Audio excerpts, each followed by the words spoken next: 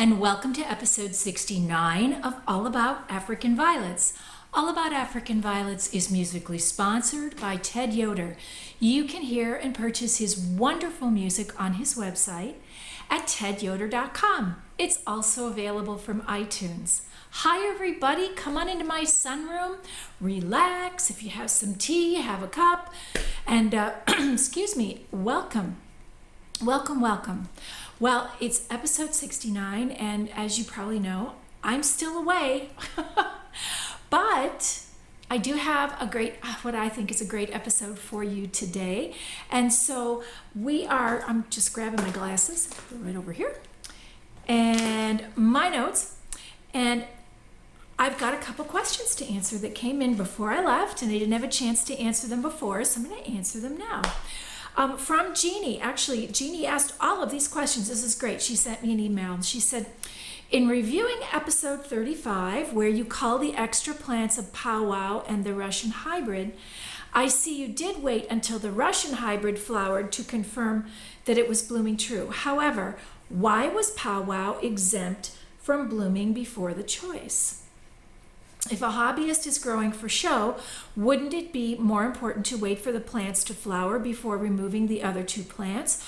Or are the leaves worth more points than a bloom? What would happen if the powwow you kept bloomed as a single, or the color was not true? Would it be more likely that the other two would also not have bloomed correctly so that you'd have to toss all three anyway?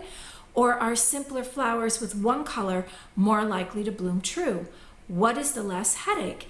Tossing the plant and just getting another leaf and waiting for another year, or hanging on to multiple plants for another month to check the bloom? She said, I suppose it would depend upon how much growing space one has and how much you want a certain hybrid. These are very valid questions, Jean. And it's true. I don't think I did let the powwow bloom. I think you're correct. Before I made my choice of which of the plants to keep. And it's interesting, I was thinking about this. I have no scientific method for my feeling in this regard, but it has been my experience that every plant of Kent storks that I have ever grown has always bloomed true for me. And I've grown powwow before, and I know that I have let it bloom at least one time, and I'm thinking that I probably didn't capture it on camera. It is a stunner when it's in bloom. I mean, it's gorgeous. But that is likely what had happened. One of those probably came into bloom, and all three of them may have come into bloom. But you know what? That was like a long time ago now, because we're on episode 69, and that was episode 35. And I don't actually remember. So, and yes, it is important to wait for the plants to flower before maybe tossing anything else that you had. And I find this to be particularly true on a variety, for me, on a variety that I have not grown before. So on the Russians that I hadn't grown before, yes, I absolutely was going to wait and see how they came out and what they were looking like before I spent the time and effort to grow them on. So that's a very good question too. And then she says, are the leaves worth more points than a bloom? Well, if you grow for show, the foliage of the plant is just as important, if not more important, than the blossom coming true and blooming and having enough blossom, etc. So the more you disbud, the more you force the plant's energy into the foliage and getting it to grow and getting it to be the size you want it, and then really letting it come into bloom for show. So yes, the foliage is very important, just as important as the blossoms on a plant, if you're growing for show. And if you're not growing for show, then it's okay. It can bloom however you want it to bloom, as long as you don't give it to someone else and say that it's that it's blooming true when it's not. If you're happy with it at home, no problem, no harm, no foul. What would happen if the powwow you kept bloomed as a single? I would be cranky. Or if the color was not true, I would really be cranky. Would it be more likely that the other two also would not have bloomed correctly, so you'd have to toss all three anyway? Yes.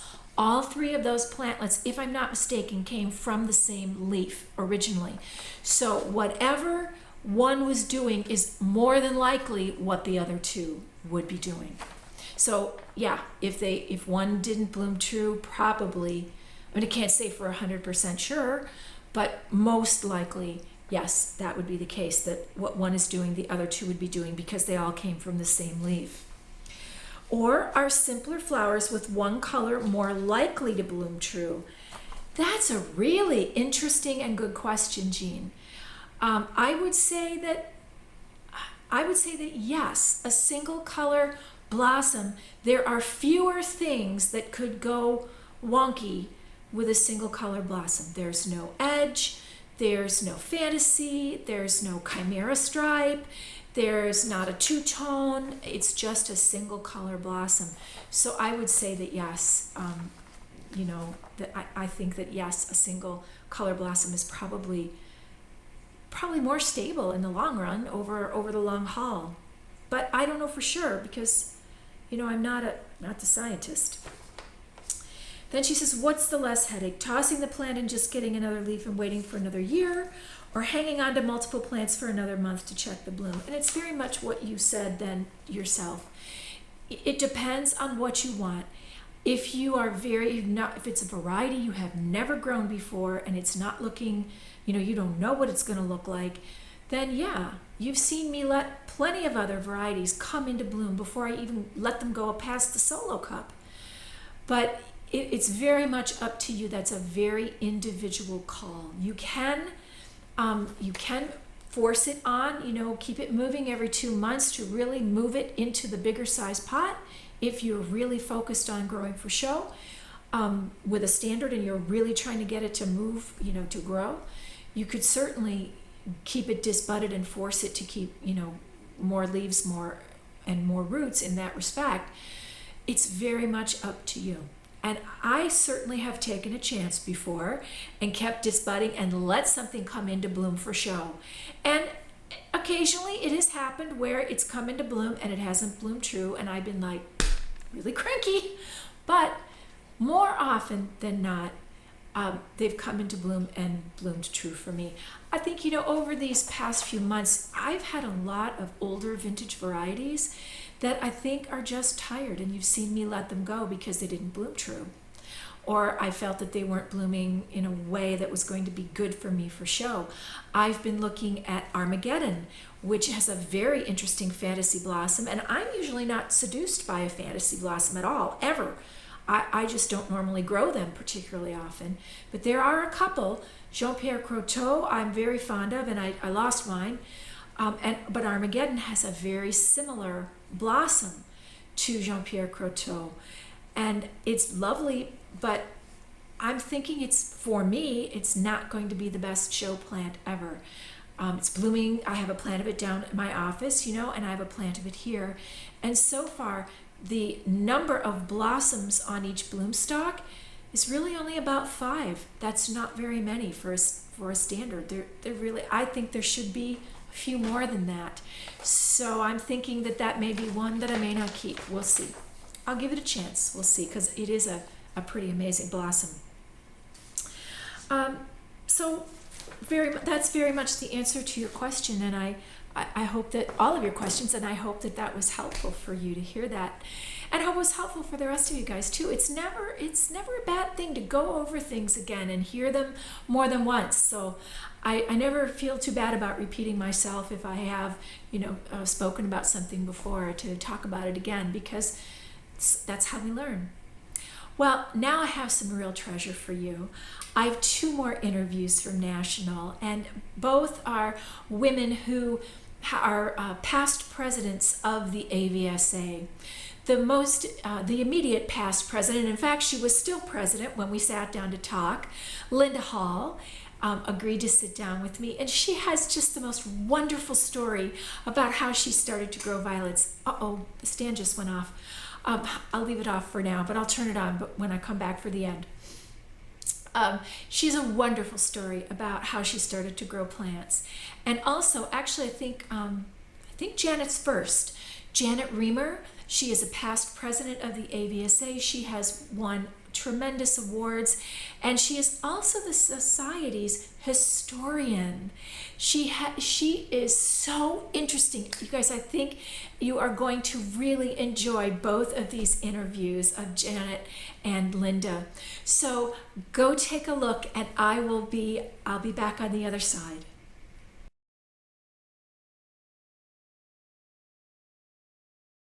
Hi everybody, I'm here with Janet Reamer today, and we're still at National. We're having a great time, and Janet is a past president of the AVSA. She has a tremendous history with the organization. She's also the historian. She's won numerous awards. I can't even name them all. If you want to share them, I'll find out and I will tell you guys what they are. You had a wonderful award last year. Tell me which one it was. That was the Hall of Fame. The Hall of Fame. That's it, the Hall of Fame. And it was very exciting. I was there when she got it. It was exciting. So, Janet, how and why did you become interested in African violets? Well, my aunt, who lived to be 99, gave me one when I moved back to New Jersey in 1961. Okay. I had just moved back to the state. I could not get a job because I was a few months pregnant, and I was bored to death. And she had a few violets, and she said, well, take these and maybe you can have some fun with them. Well, that was one. Mm-hmm. Well, pretty soon there were 3 or 4. Mm-hmm. And then my husband made me a shelf, and then of course I propagated them, and I had more. And in 1969, I saw an advertisement in the magazine for a local show, not too far away from where I was living at the time. So I decided to enter, and I won a 1-year membership. Excellent. To this club, and I've been a member of the club ever since. Wow. And have held various offices in the club and Mm-hmm. show chair and whatnot. Mm-hmm. But that got me started, and it's a hobby I just can't part with. No, I totally get that, because I've sometimes I'll grow more and sometimes I'll grow fewer, but it never really goes all the way away. It's just kind of addicting in that respect. So now I'm growing essentially just vintage violets, ones that are older than 25 years. That's interesting. What made you decide to do that? Well, in this small club, the Union County chapter of the AVSA, we had a member in the 70s, Max Moss, who hybridized. Oh my gosh, Max Moss? Yes, he hybridized a lot of violets, and he was a member of our club. He didn't come to meetings, but he was very supportive. In fact, we got our show plants from him, and well, if we ran short, we'd run over to the greenhouse and get some more. Mm-hmm. And if we had too many, he'd let us bring them back. Oh, okay. So it was a wonderful thing. Well, it was win-win for both of you, wasn't it? Indeed. And I went with him to Atlanta, keeping company on the plane. His son had asked me to keep an eye on Dad, I went down with him and helped him a bit when he won the bronze medal for horticultural achievement from AVSA. And our club decided when he passed away in 1981 that we would like to continue to propagate the seedlings that he had started but had never developed. Wasn't able to finish. Right. Okay. So we had flats and flats of unnamed seedlings of his. We divided them up between all of us and grew them on. We showed them. We judged them. We named them. He always named violets after people, after his friends. And so we did the same thing. I think there's one named after you, isn't there? Yes. He surprised me one day when Ed, his son, came to our club meeting to give us a program on hybridizing. And he brought along some samples, and then he turned it around and showed me that this was named Moss's Janet, and he had named it for him. Do you still grow? Do you grow it? Oh, of course. I'd like to grow it. I would love to grow it. I would love to see it. It's a pretty bloom. It has little rays in the. Oh, it sounds beautiful. So I grow moss plants. And do you grow them exclusively, or do you grow other vintage varieties as well? Other vintage ones from way back. Okay. The earlier the better. I had Blue Boy for a long time. Yeah. I don't have it at the moment. But many of the old ones, White Pearl, I still have them. Okay. Oh, That's it's awesome. fun. I don't have very many new ones, but I don't have room for them. Oh, yeah, we talk about limiting our collections here, and I've already fessed up to the fact that I didn't really do that this weekend here at the show. Well, how do you grow your plants, Janet? Do you have light carts? Do you community water? What's your method? Well, I have 2 floor carts with, and I grow many on wicks and reservoirs, margarine cups, or cranberry relish containers, anything From the deli? from the deli. Yeah. And then I start my babies in damp vermiculite. Okay. I have 4 trays with domes for the babies to get them started, and once they get going, then I pot them up a little bit better. And they're on assorted various other pieces of furniture in one room in my home, which when we moved there and I saw this room, I thought, oh, this is the place for us, because this is a good violet place. They used to be in my dining room, and I had to clean off my work table whenever we wanted to have to eat. To eat dinner? So now I have a plant room. Plant room, more or less. The other end of the TV room. But at least they're all in one place. Added water, that's handy. Sure. And then I have an isolation place down in the basement for ones where if I do get new plants, I put them there for a while until I'm sure they're okay. Yeah, I do the same thing. I do the same That's thing. my backup. So, do you have a favorite plant, Janet? Well, of course, I'm partial to Moss's Janet. Well, I would be too if it was named after me. I agree. Some of my, and I have several of Max Moss's hybrids, which I'm partial to. There's one called Elise, which is very, very nice. Chris Leopard, she was a good friend of mine for many years, and a friend of Max's, and that one is named for her, so I grow that too. I like the King, but I'm having a little trouble with it right now. What kind of trouble? Well, it's just a little bulky. It's just not quite growing as well as it could. Okay. I'm having water problems, which I'm trying to resolve. Okay. I'm buying water from the market because there's too much calcium in my well water. Okay. But I'm working on it. So you've got some favorites. Do you feel you have a specialty where violets are concerned? I know that I've said, I often say this, that I consider myself a standard grower. The minis and semis and we don't speak the same language very well. So do you have a specialty? I grow more standards than anything, but that's because Max Moss grew more standards than anything. Okay. He did have a couple of minis and a couple of semis, and I do have those, but I guess I would categorize myself as a vintage grower. A vintage grower. Okay. Yeah. I like that. I like that idea. I always try to grow. I'm often looking for older ones to see if I can grow them, if they'll grow for me. So you've inspired me. I think I might bring another one home, you guys. Well, Barbara Elkin has helped me a good deal because she has my list of what I have, and I do get requests from people who have gotten my name from Barbara. Barbara's the vintage violet lady, you guys. So she's helped me spread and share my violets too. That's great. That way. Well, and then we don't lose them. They don't. Other people we hope are growing them all over the country, and I know that it's such a great thing to do and to have it be that way. That's one reason why at the Tulsa convention a couple of years ago, I gave a program on Max Moss violets, and my club members had all gotten together and packaged up leaves, and I distributed leaves of Max Moss violets. Wonderful! At your presentation. At my presentation, in the hope that I could get them spread out, to other parts of the country. That's great.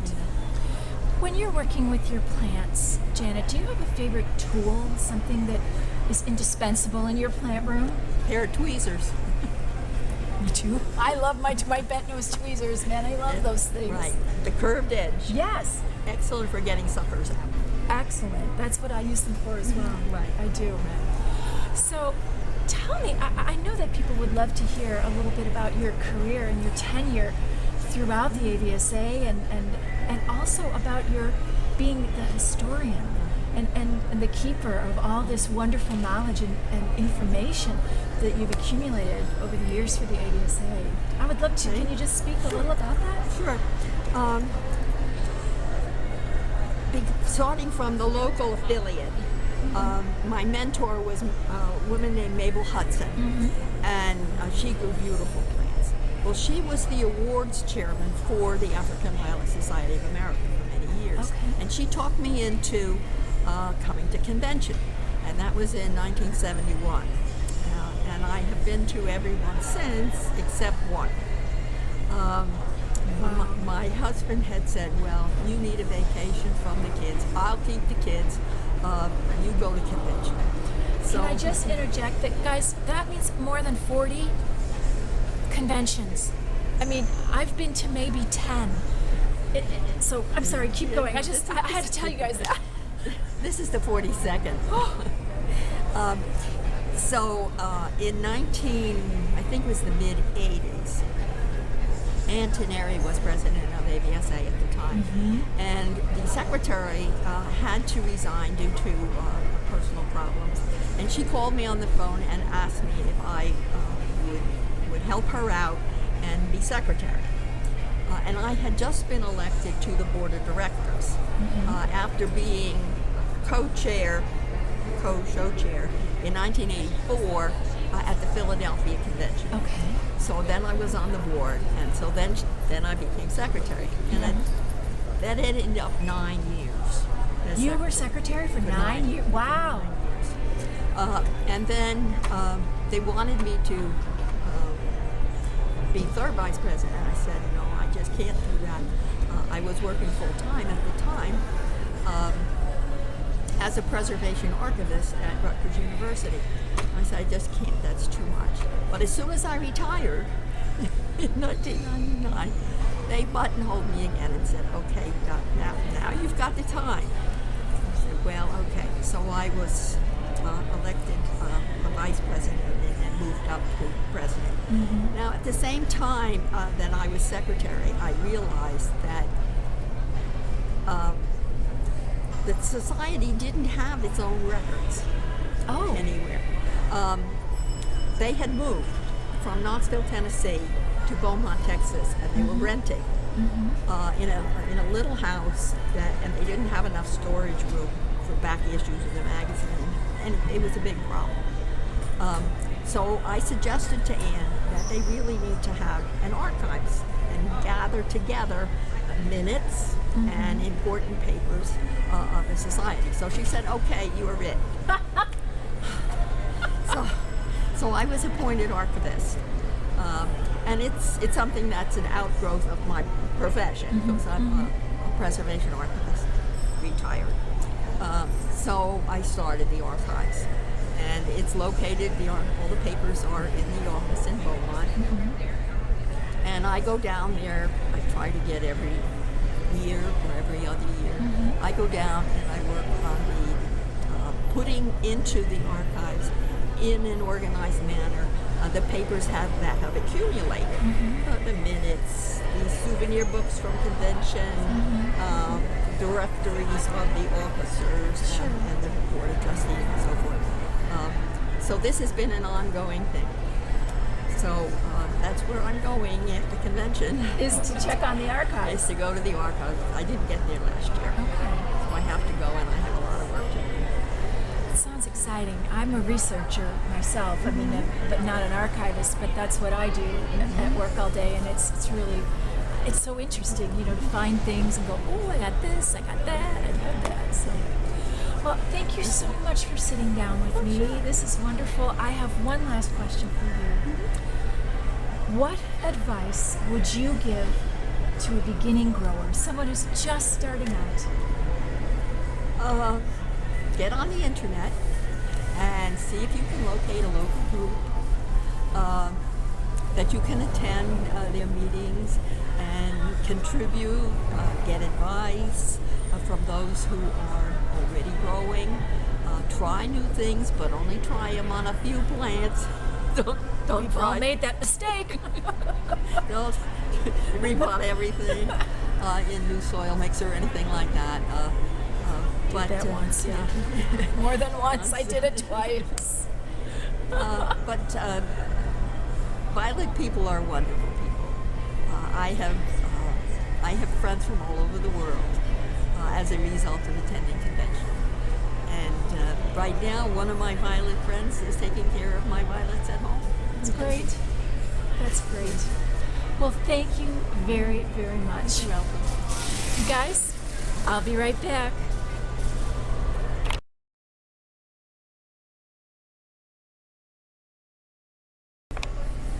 Hi, everybody. I'm here with Linda Hall. She is the president of the AVSA. We're here at the National Convention in Texas, and she has agreed to sit down with me for a little while. Thank you so much. You're welcome. Thank you for asking me. Well, this is great. This is so exciting. So I want to know, you're the president of the AVSA. How did you get started growing African violets? When I was 9 years old, there was a woman in the small town in Massachusetts where I grew up. Okay. Always had a sign out that African violets were for sale. So every Mother's Day, I would go take 50 cents and I would buy my mother an African violet. And by Father's Day, she would have killed it. Oh, no. My mom knows this. She will be the first to tell you she has a brown thumb. So I developed a great interest in African violets, and I have been growing when them. you were a kid? I was 9 years old. This woman took me aside and showed me how to grow an African violet. I was 9 and 10. And I have to tell you that this woman seemed very old to me, but when you're a kid, everybody seems old to you. But in 2000, we had a family reunion back in Massachusetts. Yeah. And the same sign was still in front of this lady's house. No way. So we drove by it many, many times, and finally my husband says, why don't you just stop? So we did, and my mom and I went to the door, Yeah. and this woman, I remember as being old. Well, she might have been then maybe 50, so she was now in her 90s. I got to meet her. My mom told her what an influence she'd had on my life, where my life had gone with violets in that time, and I finally learned her name and found out she was a piano teacher. But the most innovative thing was, even as a child, she had a floral cart. And this woman was so ahead of her wow, time. yeah. But all the violets she had now were all the same variety that she'd grown, and I bought one from her just like I had in the past, and took it back to Missouri with me. What a great gift she gave to you, and what a great And she never gift knew. you gave back to her when you met her. Yeah, yeah. Again, It was all those wonderful years- to meet her all Oh my those God, years that later. is so cool. Yeah. So that is kind of my next question, is really why do you grow them? And obviously they have great sentimental value to you because you've grown them since you were a child, and, Yes. and memories of your mom. Yes. Mom's Day, Father's Day, and this woman who truly had an impact on you. Why do you continue to grow them now? I love flowers. I love flowers. I not only grow African violets, I grow many other gesnerids. Oh, I grow okay. orchids and Okay. cactus. Oh, orchids just don't like No, my house. I have a window that You have the they're perfect yes, spot? they're beautiful. But So I lucky love you my guys. African violets, and I've been growing them and showing them, and this is my 25th convention. 25? 25. 25? This is my 25th Wow. convention, yes. Yes, my first one was in Dallas, Texas in 1988. Well, and here you are back in Texas. Yes, I missed one. I've missed one since 1988. Wow. And, Oh my God, that's they so are cool. they're what keep me going. I say that sometimes because if those that know me know that my husband passed away back in 2006, and when he passed away, my violets and my violet friends are truly what kept me going. Going. Yeah. That's wonderful. Yeah. Well, How do you grow your plants? Do you grow them on carts? What do you do? And do you community water? Well, here's How many well, first of all, how many plants do you have? well, I have, counting what I've purchased here at the convention. I already had to own up to the amount I purchased because we talk a lot on the podcast about limiting your collection. Yeah, and well. I didn't do so well with that this weekend. Well, I will say I remarried. I have to say Right. that. And when I did, I sold my house where I had lived for 34 years and moved 120 miles north to a very small community in the northwest part of Missouri. Okay. So I have different water, very different growing conditions, cut down the size of my collection, which had been about 700. But now that's violets and gesneriads. So now I grow about... Guys, we're in the land. This is national. We're talking about people who really have this many violets. Holy mackerel. But now, Now I grow about 300 African violets and Okay. other gesneriads. They're about 50-50. okay. Oh, that's And, pretty. That's a very interesting story. Yes, and I have that all on 5 stands, and they are lighted. I use just the city water. Okay. And I live in a very small community, a population 440, Ravenwood, Missouri. Yay! It's a teeny weeny place.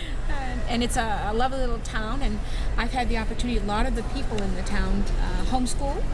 Okay. And so I've had the opportunity to give horticultural classes to the children that are homeschooled. I've done several of them in my So home. you're- So that's fun. you're carrying on Absolutely. what you learned as a Yes. girl back in Yes. back in the East Coast. And these children are like sponges. They just want to soak up everything you can teach them. And they ask a million questions. And so it's just wonderful to be able to hopefully give them something, a spark that they might remember when they're older. And say, what was that lady's name? Wonder if she's still there. Yeah, I wonder if she's still there, yeah. Does she live still on the top of the hill? Do you think that you have a specialty? I mean, I consider myself a standard grower. Really, I think that's what I do the best. I do. For me, it's minis and semi-minis. Minis and semis. Yeah. Okay. And I have good luck with trailers. Standards don't like me so much. I have a Interesting. couple, but mostly minis, semi-minis, and the smaller trailers, not the larger trailers. My growing area is limited. Limited now. Okay. So I grow the smaller things so I can have more. Well- And you asked about buying here at convention. I promised my husband I came with 1 box, and I promised if it didn't fit in the box, I wouldn't buy it. So he made 3 trips to the room for me yesterday with plants that I bought. So He's such a needless to good say, guy. they're not Such going a to good fit in the guy. box. Well, what's your, you know what? This is a question that I try to ask everybody because everyone has a favorite tool that they use with their plants. Kent Stork told me his favorite tool was the trash can. Oh. And, you know, other people have said it was a toothpick. I use like bent nose tweezers. What's your favorite tool? What do you find that you always use the most? Well, it's probably what you call the bent nose tweezers. But I have to tell you, when the first pair I got, I went to my dentist, and he's been my dentist for 30 years, and I said, do you have any tweezers that you no longer need that I can have? I wanted the ones that locked. And he said, you want what? And so he called me one day and he says, I have a pair I'm getting rid of. You can come and pick them up. And they're still my favorite pair of tweezers. I like them, but I have a whole crate of small tools that I use, sucker pluckers, pencils. Sure. I like pencils for pulling suckers out. Even though I have the sucker plucker, sometimes that sucker plucker Bill will catch Foster. more leaves than you want it to. So a nice, not too pointed pencil will do quite nicely. And it also seals. So that's a favorite one Bill of mine. Foster mentioned the pencil too. So sometimes the Yeah. things you find around Yeah. the house are Yes. just as useful. Plastic spoons. Okay. They're just all kinds of odd things. Syringes from when my husband that passed away was in the hospital numerous times, and different syringes that they use, I'd go pull them out of no needle on them, but I would pull the syringe part out of the trash and just use it. But they're great for design. Oh yeah. Sure. Yes. So filling those Absolutely. little tiny spaces. So you're a designer too. I almost always forget that because I think so much about the plants because I'm not a very good designer. So how did you get interested in design? I mean, you've been growing plants for most of your life, and then design. How did that fit in there? I joined an African Violet Club in 1986, and in '87 was my first show. And I saw arrangements that other people had, and I was fascinated by them. So then I started doing one in every class and had no idea what I was doing. And fortunate for me in my council, which is Missouri Valley Council. I have Jeannie Cotton and Pat Sutton Oh, yeah. and Fran Russum and BJ Ohm, and they're all members, and Joyce Stork, they're all members of my council. And so I, like those children, became a sponge of learning from everyone. And the absolute best advice I got came from Jeannie Cotton. And that was, you do too many. Pick 2 or 3, do them well, leave the rest at home. And she said, if you will do less, your quality will improve. And I found that to be true. That's very cool. That was my best advice. Well, what is your favorite? Do you have a favorite plant? And I would say, since you're growing 50-50, do you have a favorite other gesneriad and a favorite violet? Or can you not narrow it down? Well, African violets, I really can't say I have a favorite. I do well with precious red. Not a plug for, but Hortense Pittman plants do really well for me. I know, her plants are The gorgeous. Jolly series, they just do well for me. And Rob's plants do well for me. And I don't know if it's their, and I can't say if they're climate because they come from 2 different climates, but they do well in my climate. Great. As far as gesneriads, everyone knows I have 2 loves. It started out with syninges, and I have a lot of them. I at one point in time had 300 of them. Oh wow, that is a lot. Well, I had all of that until 2001, 2002. We had an ice storm in Kansas City. Oh, I had watered my plants on a Sunday. The ice storm hit on Tuesday, and so all my plants were very wet. And we were without power for 9 days. This was in February. Oh, no. The Oh, tubers no. froze and rotted. So I lost a lot of them there. But my other love is Petrocosmias. I saw my very first one in Boston in 1991, and I searched for 2 years before I could find one. wow. Now I have a shelf and a half all of different all Petrocosmias. Petrocosmias, yeah. I have one whole stand of syninges, but it's not as large a stand as I used to have. But those are my 2 favorite other gesneriads. I didn't know that about you. Oh, yes. I'm so glad we had this conversation.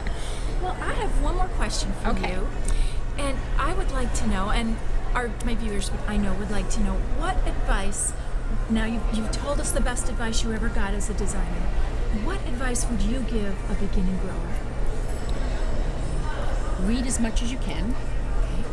Listen to what the older members, or if you're in a club, the older members, what advice they give you. Because there was a woman who took me under, and even though I had grown African violets for probably 30 years when I met her, she took me under her wing and taught me how to grow a show plant. Wow. And the hardest part was when she said, you just rip this leaf off and rip that leaf off. And I'm like, no! And she says, do it.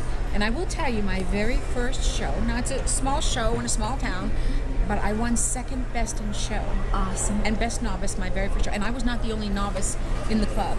There were 4 others, so that was an honor. That is my most coveted ribbon, having won the best novice, because you can only get it once. Once. Yeah. One, two. Yeah. And I yeah, love it. I yeah. love it just as And- much. And give as much information as you can, and accept as much information as you can, because Awesome. you may think you know it all, but you'll learn something from somebody every time you sit down and talk with I them. agree. I agree so much. Thank you so You're much welcome. for Thank you. spending some time with us. Thank you. You guys, thanks for watching. I'll be right back.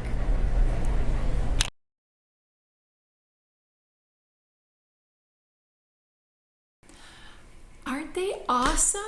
I just was so grateful that they would sit down with me, both of them, and just spend a little time with me at National. Both of them just so interesting. Didn't you love Linda's story about meeting the woman again so many years later? I mean, it's just thought it was wonderful. Well, it's time to take a look at what's on the stands, except that I'm not going to show you what's on the stands because it won't look any different than what you saw 2 weeks ago.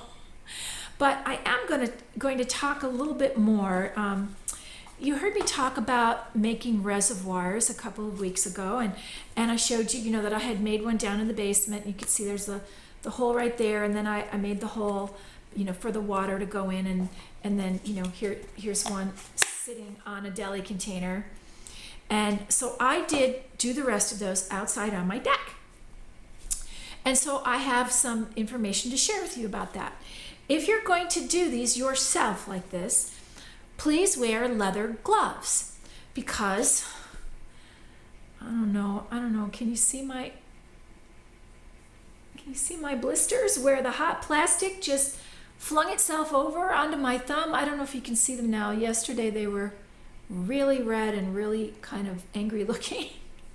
But I got a big old blister in a couple spots, big red welt things on my hand there, because as I was holding the soldering iron and moving it around, you know, in here to make the bigger hole, you kind of have to pull it kind of hard, you know, move it over to keep going, and then it makes all these little stringy pieces of plastic, and then you get to a certain point, and then I kind of lost it, and it went yank like this, and the plastic went, because of course I was holding it just like this in my right hand using my left hand because I'm left-handed, and I'd be holding it like right here.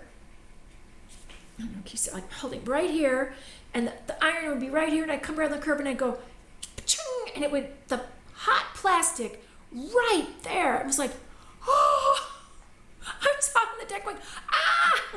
It was really hurt. Obviously, I mean, I've got blisters and welts on my hand. So I was out there thinking, Annie, you probably could have done this better. First you did it in the basement with all the smoking plastic, and then you're out on the deck and you burned your hand twice. So if you are going to do that yourself, I would highly recommend that you put your garden gloves on, your heavy duty leather ones, so that if you do get a blob of hot plastic on your hand or your skin, it's you know, on your hand, actually it'll be on your glove and not your skin. So that's my tip of the week. I probably should have put that in tips and treasures, but I thought I would just have something for what's on the stands, because the reservoirs are on the stands that I made doing that. Well, it's time to get the bail money ready. And I do have a couple of events to share with you. Whoa. Okay. Sorry, too much on that little table. Okay, the African Violet Society of Minnesota is having a display and sale on Friday and Saturday, October 25th and 26th, and that will be at the Northtown Mall in Blaine, Minnesota. And Portland African Violet Society is having their October sale. It will be Saturday, October 26th at Tabor Heights Methodist Church in Portland, Oregon. So if you are near either of those places, I would suggest you go and take a look and have some fun. Maybe meet some new friends there.